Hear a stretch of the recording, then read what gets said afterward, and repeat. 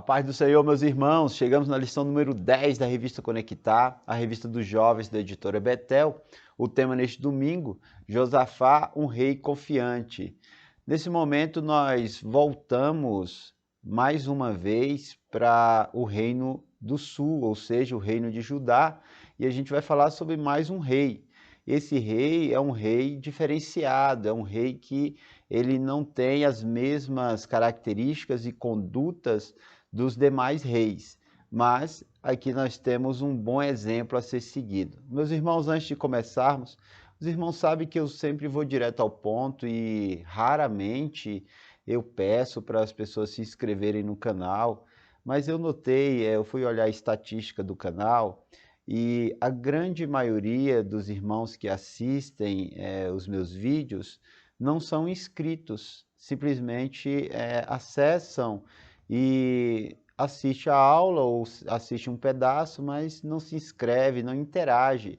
Isso dificulta para que o Google dê uma publicidade para esse vídeo na questão de divulgar, de disponibilizar, para os irmãos terem uma ideia, até mesmo se eu colocar o nome do canal no Google, não vai aparecer, né?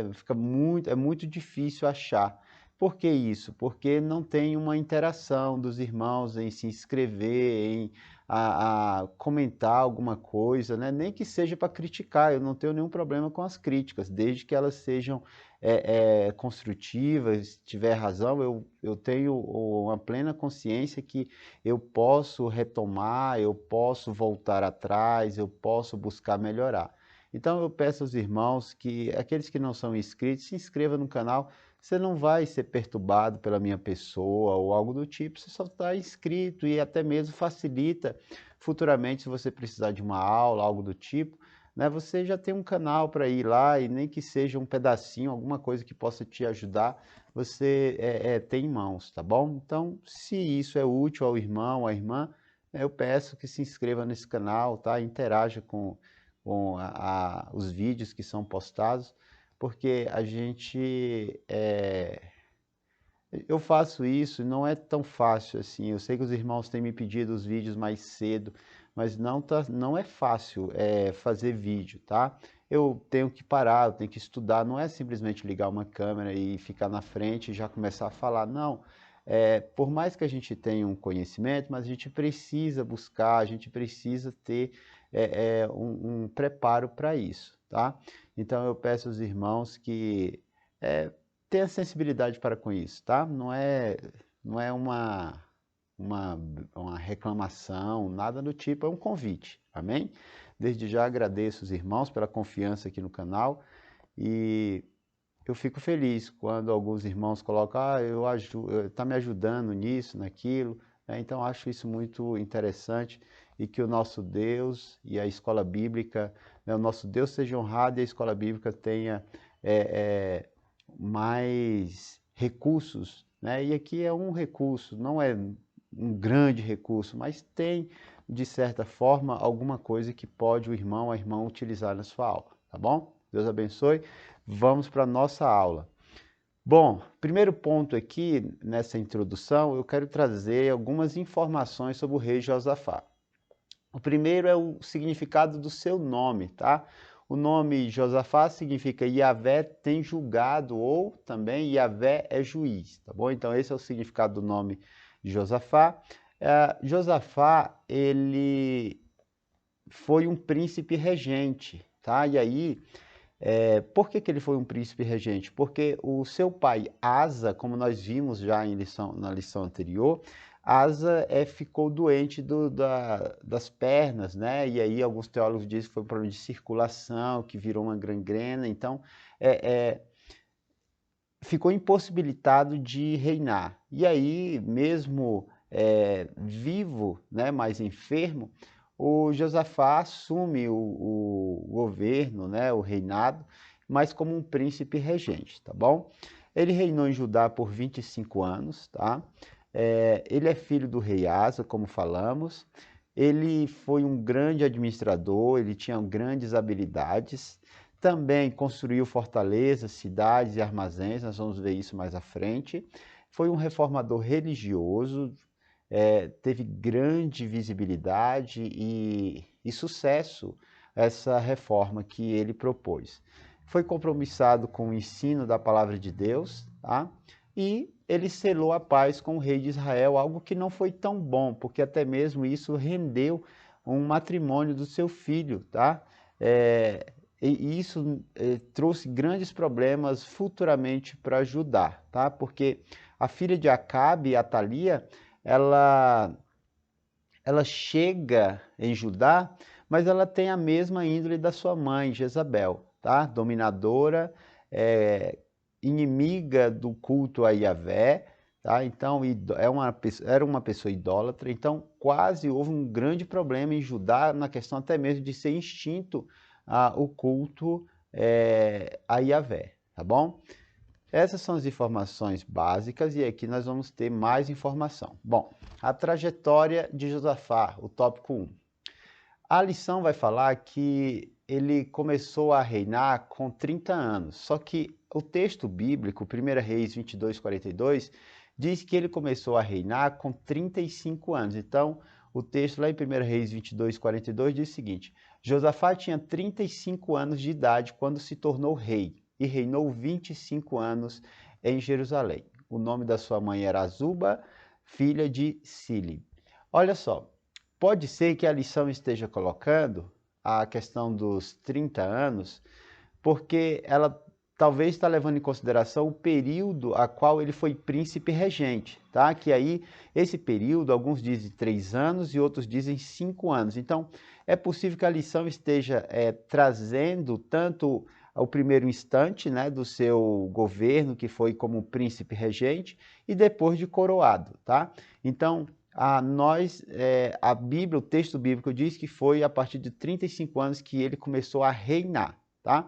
Mas a lição pode estar tratando a questão do período que ele foi príncipe regente, tá bom? Só para situar isso, pode ser que seu aluno pergunte, veja no texto bíblico 35 e a revista dizendo 30, tá? Mas tem que levar em consideração a questão do período de regência, tá? Ele começou a governar na questão como príncipe regente devido à doença, né, do rei Asa, tá? Ele tinha uma boa relação com Acabe, tá? Então, o Josafá, ele estabeleceu uma paz, uma certa paz com o reino do norte, tá? E nesse período era o rei Acabe que estava governando, tá bom? Ele fez o que era bom aos olhos do Senhor, então o Josafá foi um dos poucos reis que nós encontramos essa menção, né? Porque a grande maioria e fez o que era mal aos olhos do Senhor. Mas a palavra de Deus nos traz que Josafá fez o que era bom aos olhos do Senhor. Isso é muito bom. O tópico 1.1 diz o seguinte: Josafá honrou o pai e esperou o tempo certo para ser coroado. Bom, ele honrou seu pai Asa, porque mesmo o pai doente e ele com plena disposição e até mesmo com o poder na mão, ele soube esperar, ele não teve um sentimento usurpador como teve Absalão com Davi, né? Muito pelo contrário, ele honrou seu pai, ele entendeu a sua posição, ele continuou fiel aos preceitos do seu pai e também do Senhor, né? Ele foi um conservador do certo, ou seja, do correto, aquilo que o seu pai começou a implantar com relação a um verdadeiro culto a Yahvé, a fugir da idolatria, ele conservou o que é certo. Então, ser um conservador é preservar as coisas que deram certo e as coisas que são corretas, e não o que dá certo. Então, é diferente o que é certo, o que é correto, do que aquilo que dá certo, tá? Então, muito cuidado com relação a isso, porque nos dias de hoje nós vivemos um período do pragmatismo, principalmente por líderes religiosos, que, não, eu vou fazer o que dá certo. Ou seja, e o que dá certo, às vezes, é o que é o carnal, é aquilo que está distante do que é o ideal de Deus, tá? Então, aqui é um grande aprendizado com relação à vida de Josafá, tá? Josafá prosperou, tá? Foi um período de grande prosperidade para Judá. houve riqueza, houve paz, teve sim problemas, nós vamos ver, tá? Mas foi um período de grande prosperidade. E aqui, ó, Provérbios 20, 21 diz o seguinte: a herança que no princípio é adquirida às pressas não será abençoada. Ou seja, herança, meus irmãos, só se vê quando aquele que tem a herança a passar, o herdeiro, morre. Né? No caso, é um testamento. E o que Josafá fez é, mesmo seu pai doente, enfermo, ele esperou. Ele não quis passar à frente, ele não quis precipitar. Então, o que ele recebeu de seu pai foi abençoado. Amém? Hoje nós vemos jovens pedindo a emancipação dos pais, tá? Com 16 anos, 15 anos, pedindo emancipação, tá? Isso é muito sério, tá? Isso é muito sério, porque quando pede emancipação, pede também direitos, né? Pede herança. Então isso é muito sério. Pessoas tolas, mas a Bíblia diz que não será abençoado, tá? Não será abençoado. E nós vemos na Bíblia um exemplo disso, que foi o filho pródigo, né? Que o pai, ele pediu a herança para o pai fora do tempo e não foi abençoado, muito pelo contrário, a herança foi embora e ele acabou na ruína. O tópico 1.2 diz o seguinte: Josafá buscava socorro e adorava a Deus. Josafá, ele era um rei dependente do Senhor. Né? Quando houve aquela invasão ali por parte dos moabitas, dos amonitas e do povo que morava ali na região de Sei, Josafá ficou muito atribulado. E o que ele faz? Ele pede auxílio do Senhor. E quando ele pede auxílio ao Senhor, ele não fica sozinho, ele convoca o povo. Então ele convoca o que? Um jejum nacional, uma forma de se humilhar diante de Deus, mostrando que é totalmente dependente e que é incapaz. Então agora ele pede socorro, mas não sozinho, ele faz uma convocação nacional. Também ele faz uma oração intercessora, a oração que Josafá faz é uma oração que traz à memória o que o Senhor fez no passado, o Deus dos antepassados, o Deus dos seus pais, ou seja, ele traz uma adoração que é muito bem feita, porque ele evoca o Senhor mostrando os grandes feitos que o Senhor fez, e ele mostra a dependência do Senhor com relação à sua vida e à vida do seu povo. E aqui ele traz uma outra coisa: a permanência do povo diante de Deus por resposta. Mesmo assim, depois de jejuar, depois da oração, o povo continuou de pé. O texto bíblico diz que o povo continuou de pé, ali próximo ao templo, esperando uma resposta do Senhor. E aí vem Jaziel, o Espírito, a Bíblia diz que o Espírito toma Jaziel e Jaziel começa a profetizar. E ele profetiza que o Senhor estará com o povo e haverá vitória. E ele dá a estratégia, que é para louvar. Então esse é um ponto importante. E essa adoração, enquanto o povo escutou as orientações que o Senhor falou mediante Jaziel, e agora o que ele faz? O Josafá leva o povo a uma adoração, separa levitas, ele trabalha toda a parte de culto com relação a organizar um grande louvor ao nosso Deus. E aí, enquanto o povo louvava, enquanto o povo adorava, o Senhor tinha dado as regras. O Senhor falou: olha, o povo, eles virão por um estreito, vocês vão por outro, mas vocês não vão lutar, vocês vão louvar. E aqui nós encontramos isso. Enquanto o povo estava adorando, louvando, o Senhor estava proporcionando uma grande emboscada no meio dos amonitas e dos moabitas. O que acontece? Eles se degladiaram entre si mesmos. Então o povo de Josafá não precisou lutar. Quando eles chegaram, eles só viram corpos. E o que eles fizeram? Foram recolher o que tinha de bens ali daqueles corpos. E aí o texto bíblico diz que foram 3 dias recolhendo as coisas que ali estavam, os espólios. E aí o povo não conseguia nem levar. 3 dias recolhendo, porque tinha muita riqueza.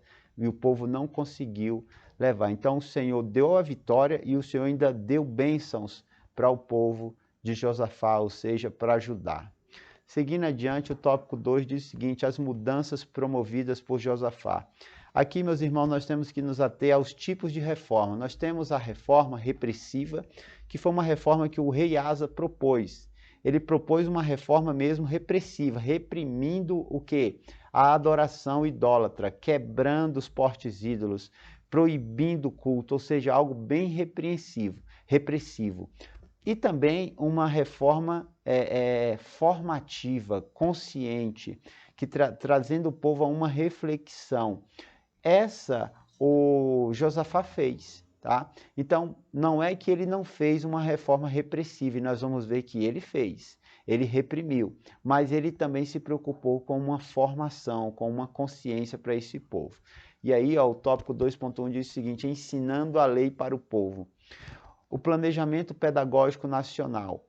Nesse momento, Josafá estabelece pessoas para ensinar o povo. Ensinar o quê? A palavra de Deus. E ele divide comissões de mestres e envia às cidades. Ele não fica ali no centro, ele envia essas pessoas para as cidades. Para quê?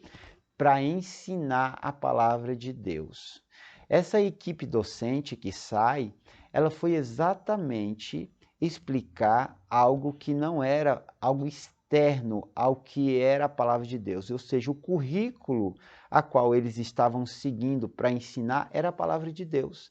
Então essa equipe docente ela foi espalhada, dividida para todas as cidades de Judá. E eles ensinavam esse currículo, que era a palavra de Deus. O resultado do ensino e aprendizagem trouxe algo benéfico. O que trouxe? Primeiro, amar a Deus. Quanto mais eu conheço a Deus, mais eu o amo. Depois, trouxe temor, porque se eu amo, então eu respeito. E respeitando, eu não vou infringir a lei do Senhor. E aí trouxe uma consciência, agora o povo é sabedor, é conhecedor do que é o certo, do que é o errado, é conhecedor, tem uma consciência com relação a honrar, obedecer, amar esse Deus. Ou seja, agora esse povo se relaciona com Deus. Então, esse é um grande benefício a qual o povo obteve mediante esse plano nacional pedagógico a qual o Josafá impôs e colocou para ajudar. O tópico 2.2 diz o seguinte: exterminou a prostituição remanescente.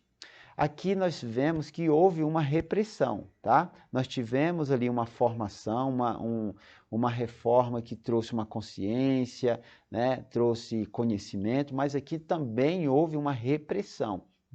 De que forma? Essa repressão ela se deu no âmbito da prostituição cultural. E o texto diz que ele expulsou os jovens escandalosos. O que são esses jovens escandalosos? Eram sodomitas, ou seja, eram pessoas que praticavam a homossexualidade no culto, tá? Às divindades ou aos deuses ali cananeus. Tá? Então, durante o culto havia muitas orgias sexuais, inclusive orgias homossexuais. Então, Josafá ele expulsa essas pessoas, esses jovens, que praticavam a homossexualidade durante os cultos para os deuses que ali já estavam estabelecidos, né? Desde o princípio lá, sabe? Quando o povo chegou na terra de Canaã já havia essa adoração e ela se espalhou. O que são os balaíns, tá? Balaíns. Então nós temos os rituais sexuais, tá? Que envolvia dentro do aspecto religioso. E aqui nós temos um ponto a colocar. O que atraía as pessoas ao culto a esses deuses cananeus? Porque o culto era regado sempre a práticas sexuais. Isso atraía as pessoas. Isso era algo que se tornava interessante para as pessoas, porque era a carne que estava ali pulsando. Tá? Então, era um culto diferente. O culto a Yahvé não tinha práticas sexuais, mas os cultos relacionados aos deuses, aos balaíns, eles tinham essa linha sexual, e isso atraía as pessoas.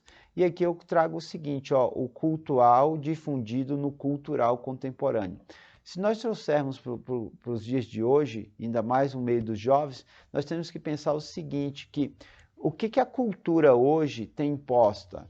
O que a música, o que o cinema, o que a internet, qual é o viés que mais predomina nessa sociedade? O que mais predomina é a sexualização de tudo, é tudo sendo levado para o lado sexual e de uma forma errônea. Não estou falando que a questão sexual é errada, não, faz parte da vida do ser humano, só que tem o tempo certo, o lugar certo e com a pessoa certa. No caso, o casamento. Mas aqui nós estamos falando de uma questão da sexualidade desvirtuada, tá? E aí os jovens de hoje vê na música, vê nas imagens, nos clipes, vê nos filmes, vê até os desenhos, enfim. Hoje, e aí eles colocam assim, não, a cantora fulana, ela tem uma linha mais sexual, tudo é muito sexualizado, sensual, porque é cultura. Só que nós temos que ter cuidado, porque às vezes estamos falando que é cultura, mas o cultural está inserido dentro desse cultural. Então não tem como separar isso, tá? O cultural ele está associado às práticas de uma sociedade. Então, se nós estamos tendo essa sexualização de tudo, então nós estamos vivendo um período deturpado da nossa cultura, porque é algo que não eleva as pessoas a uma posição do respeito, não levam a uma posição de serem admiradas pelo que são, mas sim pelo que têm ou pelo que apresenta. Então, os jovens têm que ser alertados com relação a isso. O cultural, às vezes e muitas vezes, está relacionado a cultural. E aí podemos estar cultuando a demônios que estão envolvidos com essa questão sexual, numa dancinha simples do TikTok, numa prática de ver certos tipos de cantores, de clipes. Então isso é muito sério. Sem falar a pornografia escancarada, né, que é outro grande mal. Então nós temos que observar isso, porque isso vai influenciar como nos vestimos, como falamos, como nos portamos na sociedade. Eu vejo isso na escola. Eu dou aula em escola pública e eu vejo isso, as pessoas elas são totalmente voltadas a uma sexualização, influencia na forma de falar, de se expressar, se influencia na forma de se vestir, na forma de se portar, na forma de se relacionar. Jovens, adolescentes, porque são influenciados pela música, pela cantora A, pelo cantor B, pela série A, pela série B, ou seja, eles são influenciados com sexualização constante. Então isso é muito sério, temos que alertar nossos jovens, porque esses jovens são diferenciados. É povo de Deus, não são ímpios, mas nós precisamos orientá-los. Que Deus abençoe a gente. O tópico 3 diz o seguinte, os feitos de Josafá para a nação de Judá. As reformas de Josafá. Essas reformas aconteceram assim, ó, no campo religioso, econômico, político e no jurídico. Nós temos que nos ater ao seguinte, que essa reforma religiosa, ela trouxe um equilíbrio para que houvesse uma restauração em todos os outros campos que a sociedade precisava. E isso nós vamos ver agora nesse tópico 3. O 3.1 diz o seguinte, a importância de juízes, a degradação espiritual. Enquanto nós estamos falando sobre uma reforma religiosa, se nós estamos tendo uma degradação espiritual é porque o religioso não está sendo efetivamente sendo levado a sério, não está sendo levado a sério. Então, quando nós estamos falando de uma degradação espiritual, é porque aquilo que combate a degradação espiritual, que é a palavra de Deus, que é a vida correta, que é o exemplo dos líderes, se não está acontecendo esse efeito de sobrepor e de exaurir ou extirpar do meio do povo de Deus a degradação espiritual é porque nós estamos com uma espiritualidade, com uma religião falha, que não traz benefícios. Então, Judá estava vivendo isso, uma degradação espiritual. Por quê? Porque era fruto dos outros reis, os reis anteriores, tá bom? E aí, se eu tenho uma degradação espiritual, consequentemente eu vou ter uma degradação moral. E era o que estava acontecendo.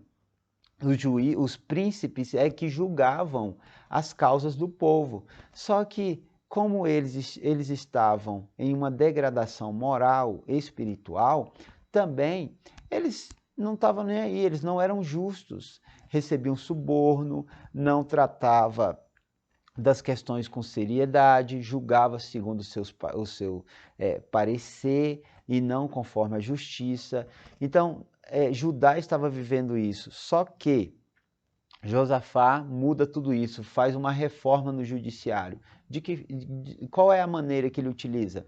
Ele estabelece juízes nas cidades, e esses juízes eram sacerdotes, eram levitas, ou seja, eram pessoas que tinham uma influência perante o povo e respeito.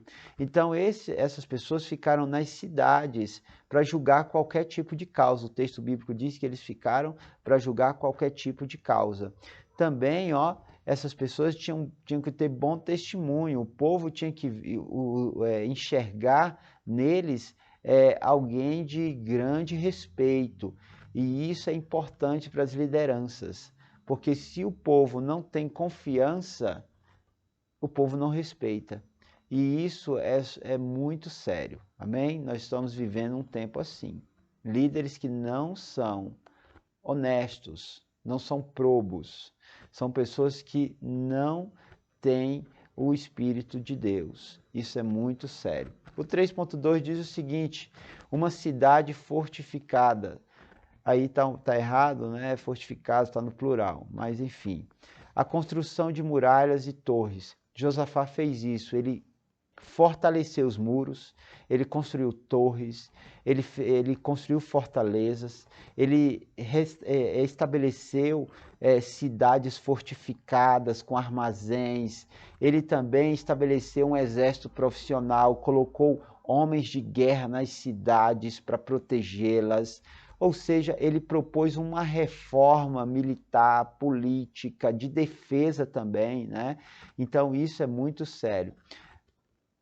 Líder forte, nação forte. Quando ele faz isso, as outras nações veem, inclusive Israel vê, e isso o coloca, ou seja, Josafá é colocado em posição de respeito perante as nações e, consequentemente, o povo de Judá passou a ser respeitado, até mesmo esse respeito foi tão grande que eles recebiam presentes, recebiam tributos dos outros povos. Tá? Então, esse reconhecimento das nações vizinhas foi muito importante, a ponto até mesmo de Acabe pedir aliança com Judá, que esse foi, nós como já vimos sobre o rei Acabe, quando Acabe pede aliança a Josafá e vai à guerra, é nessa guerra que o Acabe morre. Então, Judá ganhou grande visibilidade e respeito perante as outras nações. Um erro de Josafá foi estabelecer essa aliança com o reino do sul, tá? Especialmente com Acabe, o rei mais idólatra que houve em Israel, né? Um rei que era inimigo de Deus e Deus era inimigo dele. Então, isso trouxe um problema, porque ele estabelece essa aliança e essa aliança vai render um matrimônio, ou seja, a filha de Acabe, Atalia, casa com o filho de Josafá. Tá? Então, isso é muito sério. Por quê? Porque quando Atalia vem para Judá como rainha, ela busca também estabelecer os mesmos critérios que Jezabel, a sua mãe, estabeleceu no norte. Então, a religião a Yahvé, o culto a Yahvé ficou em perigo. Tá? Então, Atalia foi um grande problema para Judá. E tudo isso por quê? Porque Josafá fez aliança com o reino do norte, especialmente com Acabe. Então, É um homem que tem grande relevância? Sim. Foi um rei que fez coisas boas? Sim. Mas, como todo homem, ele falha em certo ponto, e ele falhou muito nisso, em estabelecer alianças com ímpios. E aí que nós possamos trazer para os nossos jovens sobre esse alerta de estabelecer aliança com ímpios. Podemos ser impecáveis em tudo, mas podemos falhar nessa questão de estabelecer alianças com ímpios. E aí as pessoas entram muito na questão, é seguir a paz com todos. Seguir a paz não significa fazer aliança. Seguir a paz significa viver sem guerra com os outros, viver em paz, mas não necessariamente estabelecer alianças. E as pessoas gostam, né, de utilizar textos isolados para satisfazer as suas más práticas. Que Deus abençoe, que o Espírito Santo use a sua mente, use a sua boca, e você seja uma tocha diante da sua classe, que a sua classe saia com seus corações cheios do conhecimento do Senhor e da convicção do que é servir a este Deus. Deus abençoe, meus irmãos, fique na santa e gloriosa paz do Senhor.